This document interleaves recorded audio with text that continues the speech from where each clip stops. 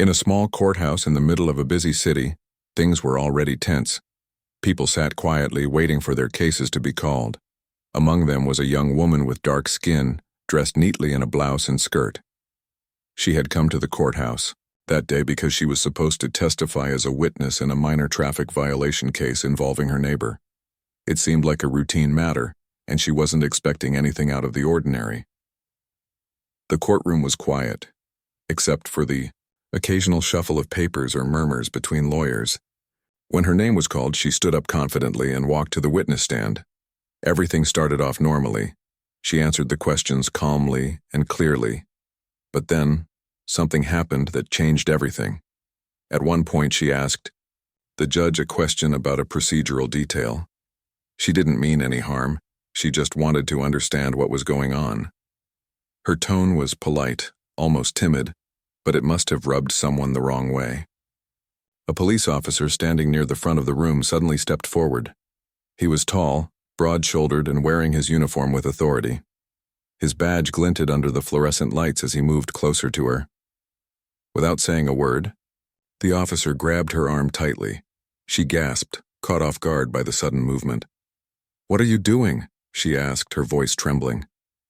The officer didn't answer. Instead, he began dragging her out of the courtroom, ignoring her protests.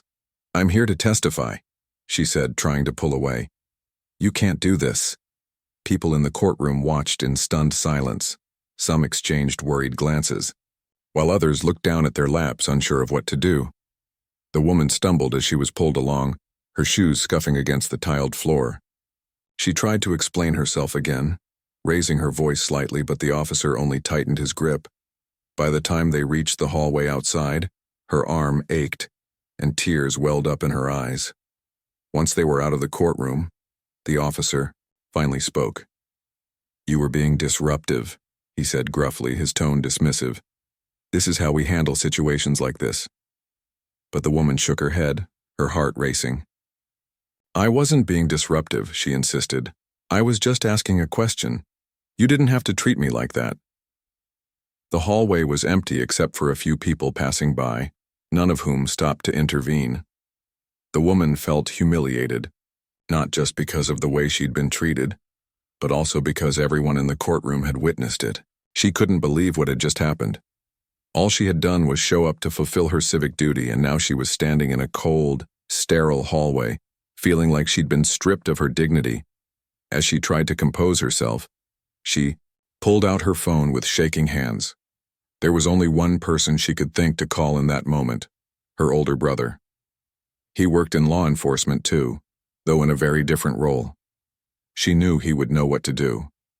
After dialing his number, she waited anxiously for him to pick up. When he finally answered, his voice was calm but concerned. "Hey sis, what's wrong?" he asked.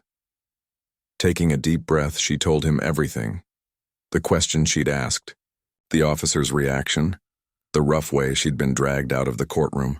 As she spoke, she could hear her brother's tone shift from concern to anger. Wait, hold on," he interrupted. "Are you telling me an officer laid hands on you in the courtroom? Do you know his name? Did anyone see what happened?" She nodded, even though he couldn't see her. "Yeah, there were lots of people in the courtroom, and I think his name tag said Lawson." Her brother went silent for a moment, processing what she'd said. Then, in a low, firm voice, he responded, "Okay, don't worry. We're going to take care of this."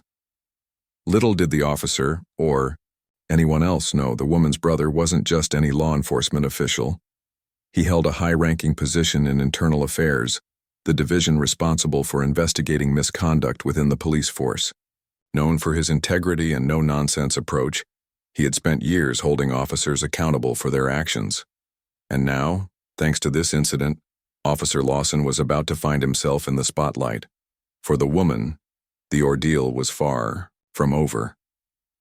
But as she hung up the phone and wiped away her tears, she felt a flicker of hope. If anyone could make sure justice was served, it was her brother. Still, she couldn't shake the sinking feeling that this was only the beginning of a much bigger story. After hanging up the phone, the woman took a moment to collect herself. She leaned against the cold wall of the courthouse hallway, her mind racing with questions. What would happen next? Would anyone even care about what had just happened to her? She knew her brother was someone people respected in his line of work, but this felt personal, raw, and painful. She couldn't stop thinking about how roughly she'd been treated, how everyone in that courtroom had watched silently as she was dragged out like a criminal. Her thoughts were interrupted when her phone buzzed again. It was her brother calling her back. "Hey," he said, his voice calm but firm. "I need you to tell me everything again, step by step. Don't leave anything out." She hesitated for a second, then began recounting the events once more.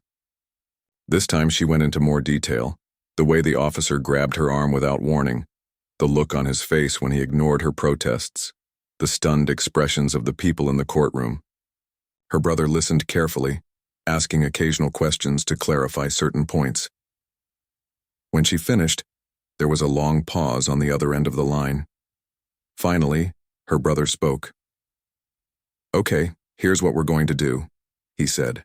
"First, I want you to write down everything you remember, every little thing. The officer's name, badge number, what he looked like, what he said, who else was there. Then, if you're comfortable, go back inside and see if you can find anyone who saw what happened. Ask them if they'd be willing to talk about it later. Witnesses are important." She nodded, clutching her phone tightly. "But what if no one wants to get involved?" she asked softly. Her brother sighed. "I know it's hard," he admitted. "People are scared of speaking up, especially when it comes to something like this. But trust me, sis, the truth matters. And if we don't stand up now, nothing will change." Hanging up the phone, she felt a mix of emotions: fear, frustration, but also a strange sense of determination. For so long she'd avoided situations like this, preferring to keep her head down and stay out of trouble. But this time was different. This wasn't just about her anymore. It was about making sure no one else had to go through what she'd experienced. Back at the precinct, her brother sat at his desk, staring at the notes he'd jotted down during their conversation. He was used to dealing with cases of misconduct, but this one hit close to home. As head of internal affairs, he had spent years investigating officers accused of wrongdoing, fighting an uphill battle against corruption and abuse of power. Some called him tough, others called him relentless, but everyone agreed on one thing: he didn't tolerate excuses. He opened his laptop and started pulling up records. Officer Lawson. The name rang a bell, though he couldn't quite place why. After a few clicks, he found the file he was looking for. Sure enough, Lawson had been involved in several complaints over the years, ranging from aggressive behavior to allegations of using excessive force. Each complaint had been dismissed due to lack of evidence or insufficient grounds. Something about that pattern made his stomach churn. Leaning back in his chair, he thought about his sister. She was strong-willed and kind-hearted, always putting others before herself. Seeing her reduced to tears over something so unjust infuriated him. But anger wouldn't solve anything, not on its own anyway. What mattered now was gathering facts, building a case, and holding the officer accountable. He picked up the phone and dialed a number he knew by heart. "Hey, it's me," he said when the person on the other end answered. "I need your help with something. Can you pull the security footage from the courthouse for today? There's an incident I'm looking into." The person agreed, promising to send over the footage as soon as possible. Satisfied, he hung up and turned his attention back to the files on his screen. As he worked, memories came flooding back.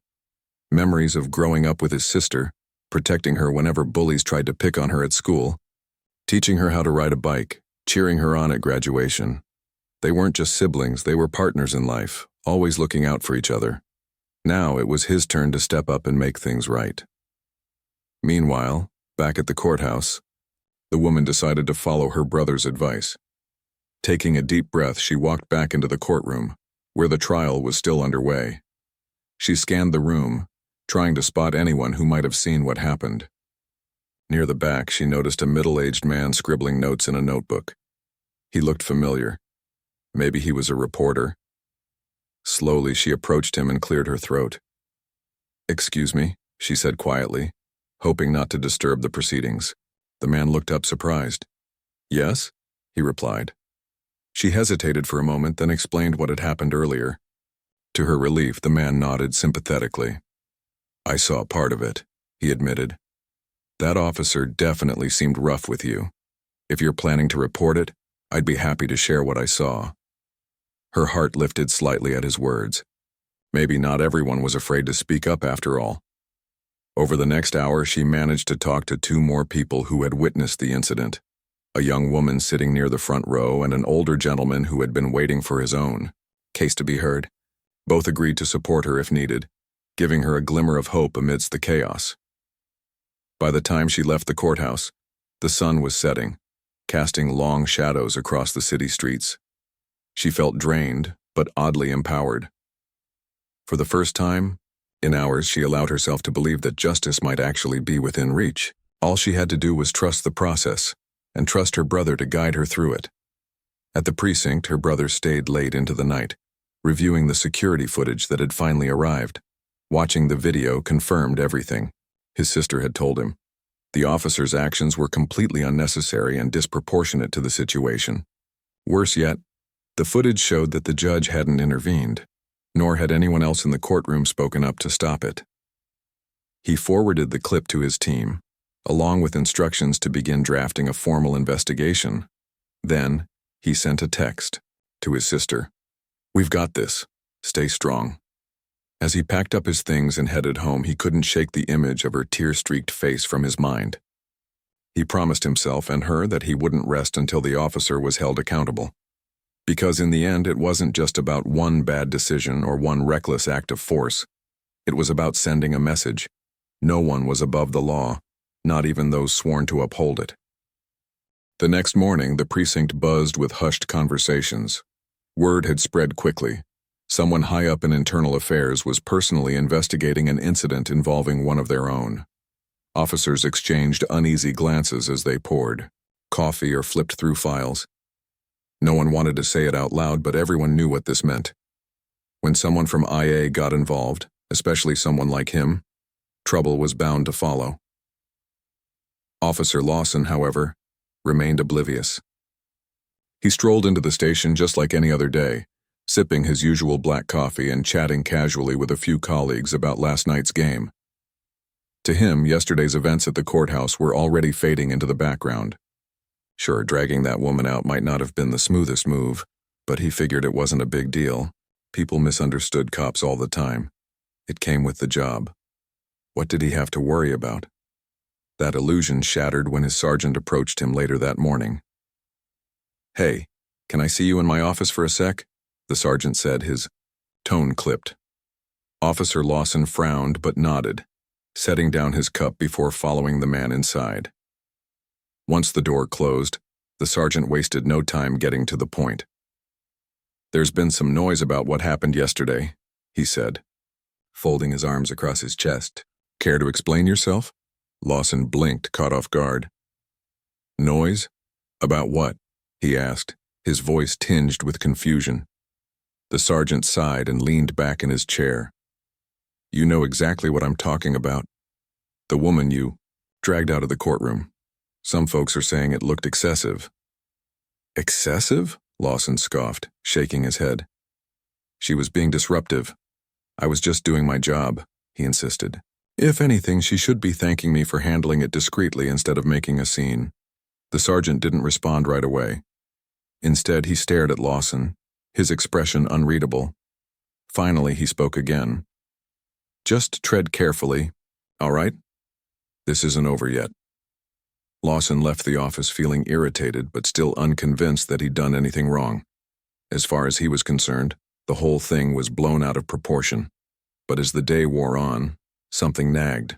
At the back of his mind, a fleeting memory of hearing the woman's name somewhere before. It wasn't until later that evening, while scrolling through social media during a slow shift, that it clicked. He paused mid-scroll when a post popped up on his feed. It was a photo of 2 people smiling brightly at a barbecue, a young woman and a man who looked vaguely familiar. The caption read, "Love you, big bro." His stomach dropped as realization hit him like a punch to the gut. That woman, the one from the courthouse, was the sister of that guy. The guy everyone whispered about. the guy who ran internal affairs. For a moment, Lawson couldn't breathe. He stared at the screen, his mind racing. How could he have missed this? Of all the people he could have crossed paths with, why did it have to be her? Panic started creeping in as he scrolled further, finding more posts linking the two siblings together. Photos of family gatherings, birthday celebrations, even old throwback pictures from their childhood. There was no denying it. They were close. And now, thanks to his actions, he'd directly insulted someone with enough power to make his life hell. His hands trembled as he set his phone down. For the first time in years, Officer Lawson felt genuinely afraid. He had always prided himself on being untouchable, someone whose badge shielded him from consequences. But this was different. This wasn't just another complaint or slap on the wrist. This was personal. And if there was one thing everyone knew about the head of internal affairs, it was that he didn't play favorites, not even for fellow officers. Meanwhile, the woman spent the day reflecting on everything that had happened. She hadn't slept well the night before, tossing and turning as images of the courtroom replayed in her mind. Every time she closed her eyes, she saw the officer's face, heard his dismissive tone, felt the sting of his grip on her arm. But, despite the lingering pain, she also felt a strange sense of purpose. This wasn't just about her anymore. It was bigger than that. Her brother called her early in the afternoon to check in. "How are you holding up?" he asked, his voice soft but steady. She hesitated before answering. "I'm okay," she said finally. "But I keep thinking about how many times something like this has probably happened to someone else. Someone who doesn't have anyone to fight for them." Her words struck a chord with him. He had dedicated his career to rooting out corruption and misconduct within the force. But moments like these reminded him why it mattered so much. It wasn't just about policies or procedures. It was about protecting real people, people like his sister who deserved to be treated with dignity and respect. "I know," he replied after a pause. "And that's why we're going to do this right. Not just for you, but for everyone else too." She smiled faintly at his determination. "Thank you," she whispered, "for believing me. For standing up for me." Later that evening, Officer Lawson sat alone in his car, staring blankly at the steering wheel. His mind was a whirlwind of fear and regret. He replayed the events of the previous day over and over, wondering where he had gone wrong. Had he really misjudged the situation that badly? Or was it simply bad luck that he'd picked the wrong person to mess with? He thought about calling a friend, maybe venting to someone who could offer advice. But deep down, he knew there was no easy way out of this. The wheels were already in motion and there was nothing he could do to stop them. All he could do now was wait, and hope that somehow, some way, things wouldn't spiral completely out of control.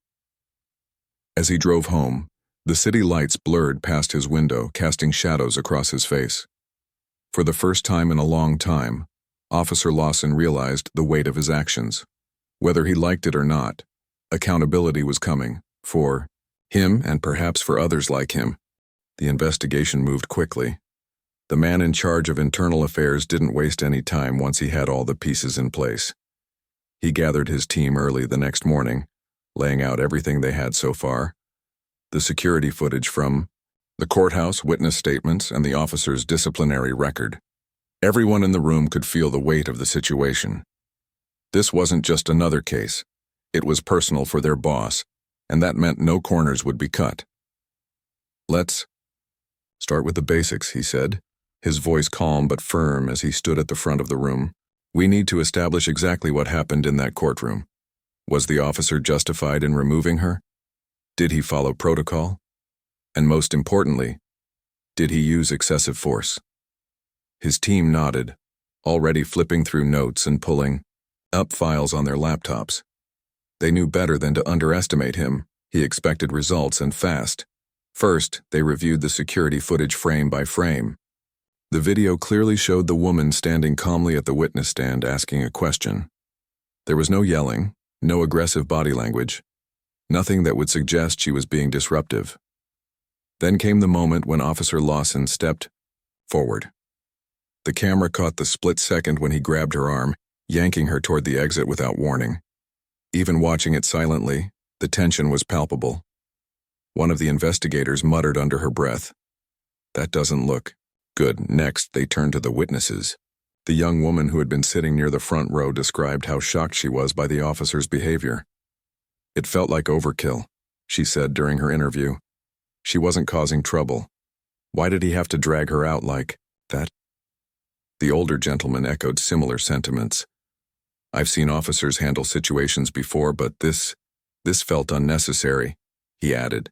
Even the reporter who had spoken to the woman confirmed that the incident seemed disproportionate to the circumstances. But the real bombshell came when they dug deeper into Officer Lawson's past.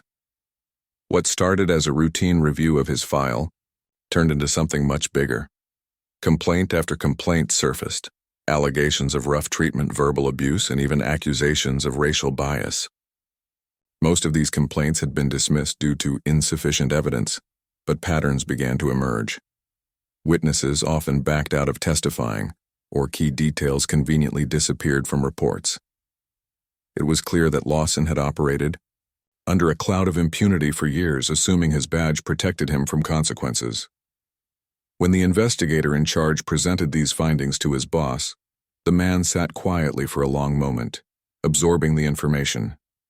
His jaw tightened as he flipped through the documents, his expression unreadable. Finally, he looked up. "This isn't just about one bad decision," he said, his voice low but sharp. "This is about a pattern we let slide because it was easier to ignore than to confront." Well, not anymore. He called a meeting with the chief of police later that afternoon. The two men sat across from each other in a small windowless office, the air thick with tension. "Here's what we found," the investigator began, sliding the report across the desk. The chief scanned the pages, his face growing darker with each line. By the time he reached the end, he sighed heavily, rubbing his temples. "This is going to cause a lot of headaches," he admitted. "But you're right, we can't sweep this under the rug." The decision was made. Officer Lawson would face immediate suspension pending further review. For the investigator, though, this wasn't enough. He believed systemic change was needed to prevent such abuses of power in the future. He spent hours drafting recommendations for new policies, mandatory de-escalation training, stricter oversight of use of force incidents, and independent reviews of misconduct allegations.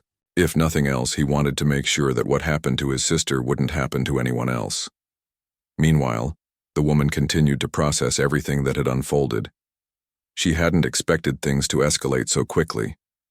One day, she was just trying to fulfill her civic duty. The next, she was at the center of a storm that seemed to grow bigger by the hour. Friends and family called constantly, checking in on her and offering support. Some urged her to stay quiet, warning her about the backlash she might face if she spoke publicly. Others encouraged her to share her story, believing it could spark meaningful change. She wrestled with the decision for days. On one hand, she was scared. Speaking out meant putting herself in the spotlight, opening herself up to criticism and judgment. But on the other hand, she couldn't shake the feeling that this was an opportunity, a chance to shine a light on issues that had gone unaddressed for far too long. Her brother noticed her hesitation and sat down with her one evening to talk. "It through. You don't have to do anything you're not comfortable with," he assured her. "But if you want to use your voice, I'll stand by you every step of the way." She smiled faintly, grateful for his unwavering support. After a long pause, she nodded. "I think I need to do this," she said softly. "Not just for me, but for everyone who doesn't have a platform." With her brother's help, she prepared to go public. Together, they crafted a statement that was honest yet measured, focusing on the importance of accountability and respect in law enforcement. When she finally posted it online, the response was overwhelming. Messages of support poured in from strangers across the country, many sharing their own stories of mistreatment by police officers. Activists reached out, inviting her to speak at rallies and community meetings. Overnight, she became a symbol of resilience and courage. Back at the precinct, Officer Lawson struggled to come to terms with the fallout. News of his suspension spread quickly, and his colleagues distanced themselves, unwilling to associate with someone whose actions had brought shame to the department. Once respected, or at least tolerated, he now found himself isolated and humiliated. At home, he replayed the events in his mind, wondering how he could have handled things differently. He thought about reaching out to apologize, but fear held him back. What if his apology only made things worse? One night, unable to sleep, he pulled out an old notebook where he used to jot down thoughts about his career. Flipping through the pages, he stumbled upon a quote he'd written years ago. "A badge is a privilege, not a weapon." Reading those words hit him hard. Somewhere along the way, he had forgotten what it meant to truly serve, to protect and respect the people he swore to uphold justice for. Now, it might be too late to earn that trust back. As dawn broke, Officer Lawson stared out his window, watching the city wake up. For the first time in a long time, he allowed himself to feel remorse, not just for what he'd done to the woman in the courtroom, but for every choice that had led him here. Change wouldn't come easily, but maybe, just maybe, it could start with him. News of the incident leaked to the press faster than anyone expected. It started with a single post on social media, a short video clip shared by someone who had been in the courtroom that day. Within hours, it went viral. The footage wasn't perfect. It was shaky and grainy, captured on a phone from the back of the room. But it didn't need to be polished to make an impact. You could clearly see the officer grabbing the woman's arm and dragging her out, hear her protests as she stumbled toward the door. That was enough. By morning, the story had exploded. Local news stations picked it up first, running headlines like "Officer accused of excessive force in courtroom incident" and "Witness dragged out of courtroom sparks outcry." National outlets followed soon after, amplifying the conversation. People were furious. How could something like this happen? Why did it take a viral video for anyone to pay attention? Comment sections lit up with outrage, debates raged online, and hashtags like "Kavara's Justice for Her" began trending. The city buzzed with tension. Protesters gathered outside the courthouse holding signs that read, "No justice, no peace, and respect our rights." Some chanted slogans, their voices echoing through the streets. Others stood silently holding candles or photos of loved ones who had faced similar mistreatment. It wasn't just about one incident anymore. It was about years of frustration, boiling over. For many, this was a tipping point, a moment to demand real change. Activists seized the opportunity to push for reforms they'd been advocating for years. Community leaders organized town halls, inviting residents to share their experiences with law enforcement. Stories poured out, some heartbreaking, others infuriating, all painting a picture of systemic issues that couldn't be ignored. A young man spoke about being stopped repeatedly while driving, always for minor infractions that somehow never applied to his white friends. An elderly woman recounted how officers once searched her home without cause, leaving her feeling violated and powerless. Each story added fuel to the fire, reminding everyone why this fight mattered. Amidst the chaos, the woman at the center of the storm found herself caught between gratitude and guilt. On one hand, she was grateful for the support pouring in from strangers across the country. Messages flooded her inbox, thanking her for speaking up and sharing her story. Many said her courage inspired them to come forward with their own experiences. But on the other hand, she couldn't shake the weight of responsibility. She hadn't asked to become the face of a movement, yet here she was, thrust into a role she wasn't sure she was ready for. Her brother noticed the toll it was taking on her. One evening, as they sat together on the couch scrolling through updates, he turned to her. "You don't have to carry this alone," he said gently.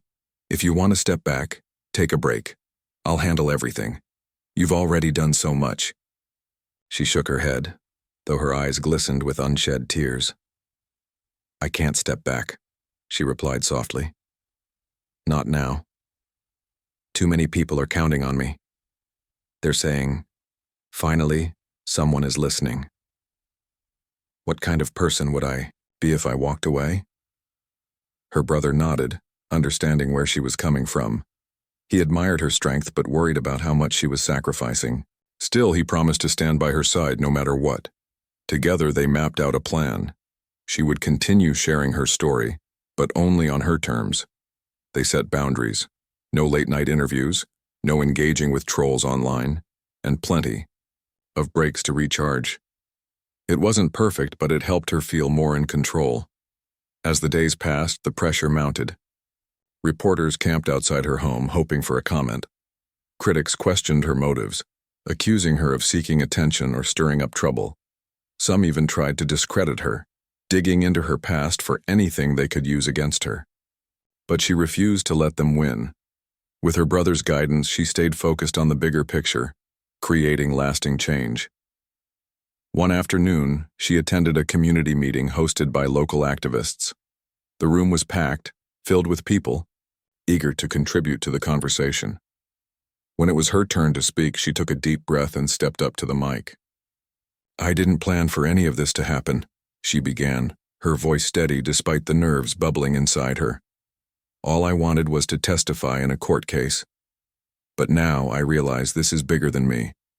This is about making sure no one else has to go through what I did." The crowd erupted in applause, some cheering, others wiping away tears.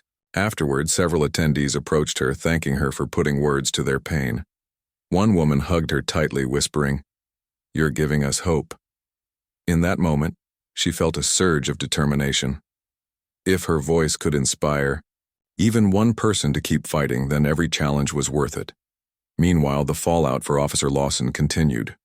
Once respected, or at least tolerated, he now faced public humiliation.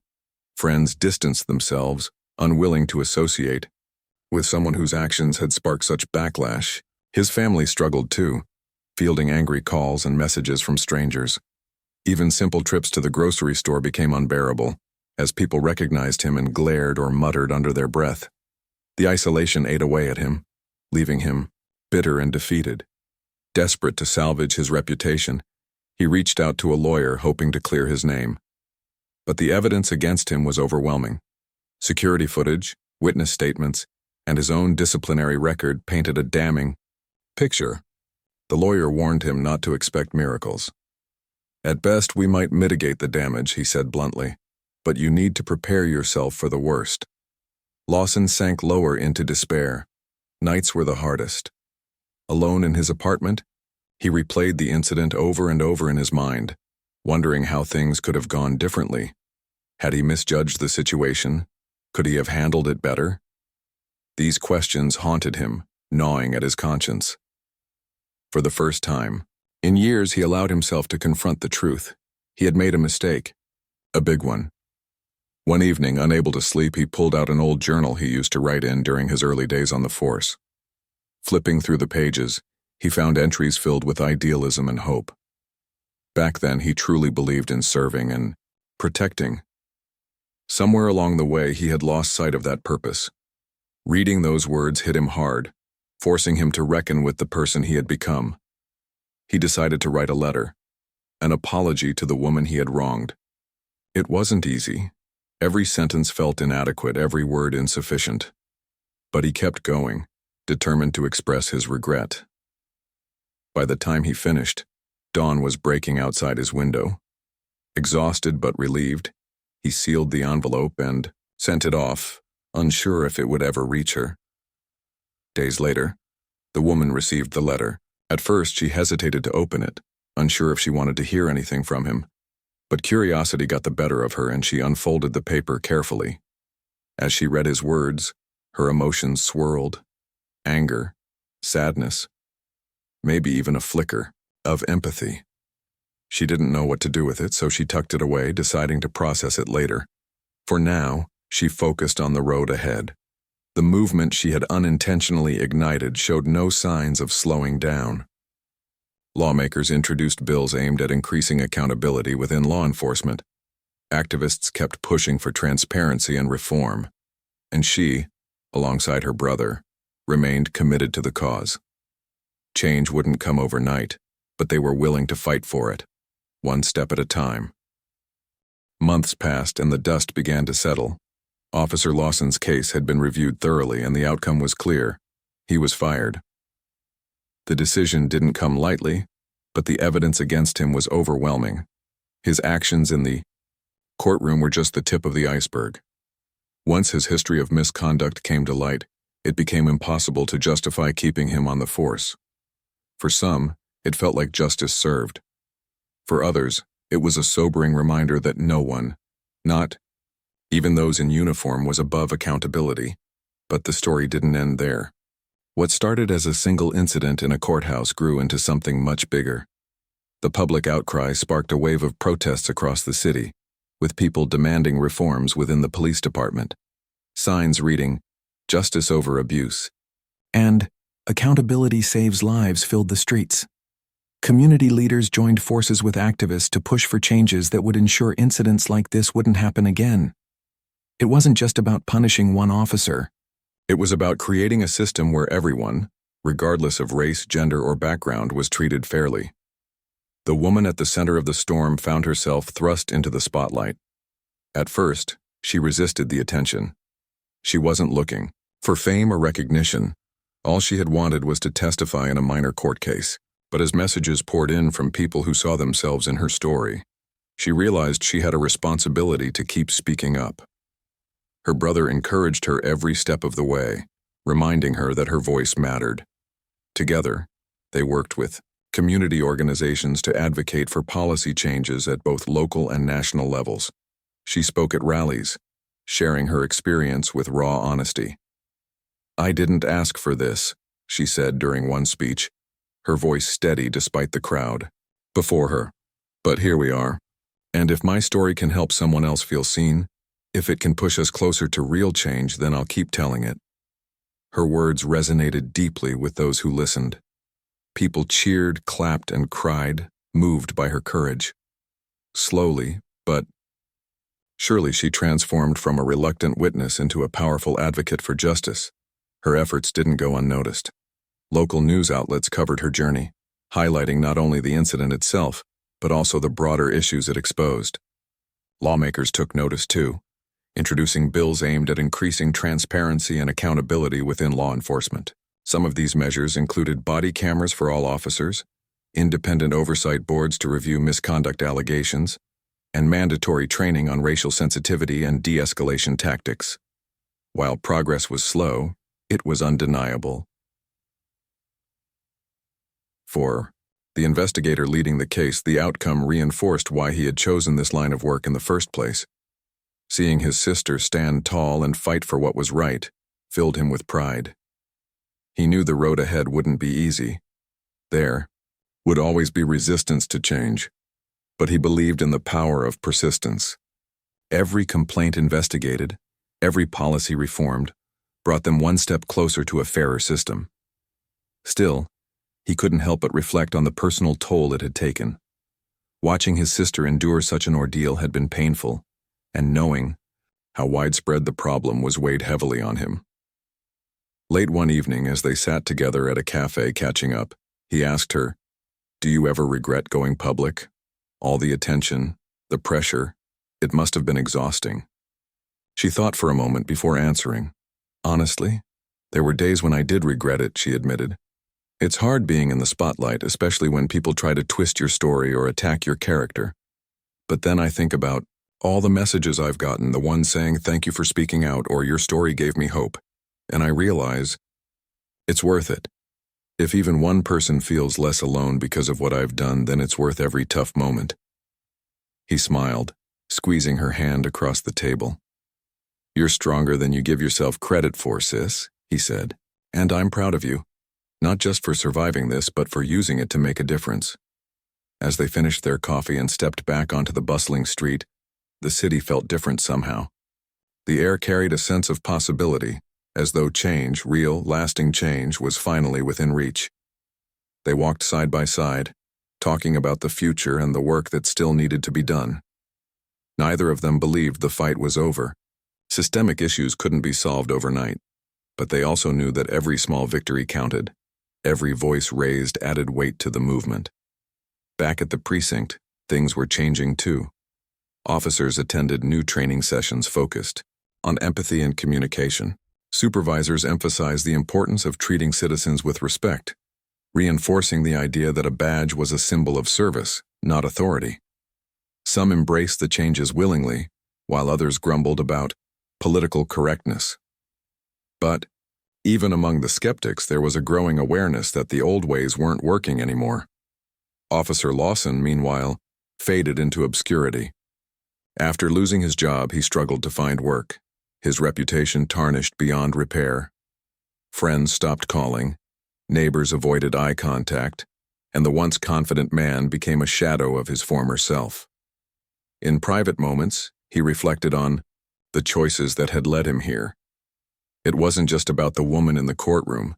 It was about years of unchecked behavior, moments when he could have chosen differently, but didn't. Regret gnawed at him, but it was too late to undo the damage. One rainy afternoon, sitting alone in his apartment, he picked up a pen and paper. For weeks he had debated writing a letter, an apology to the woman he had wronged. He wasn't sure if she'd ever read it, let alone forgive him, but he felt compelled to try. As the rain tapped against the window, he wrote, "To the woman, I mistreated in the courtroom. I don't expect you to forgive me, and I know words can't erase what I did. But I want you to know I'm sorry. Truly sorry. I failed you that day, and I failed myself. I hope someday you can see that I'm trying to be better, not because I have to, but because I should have been better all along." He sealed the letter and sent it off, unsure of what would come next. Whether or not she responded didn't matter as much as the act of acknowledging his mistakes. Change begins with accountability, after all. In the months and years that followed, the city continued to evolve. Progress was messy and imperfect, but it was happening. New policies took root, fostering trust between law enforcement and the communities they served. Activists kept pushing for more, refusing to settle for half measures. And the woman who had once been dragged out of a courtroom stood tall, her voice echoing far beyond the walls of that courthouse. Sitting across from her brother one evening, she smiled as they talked about everything they had accomplished together.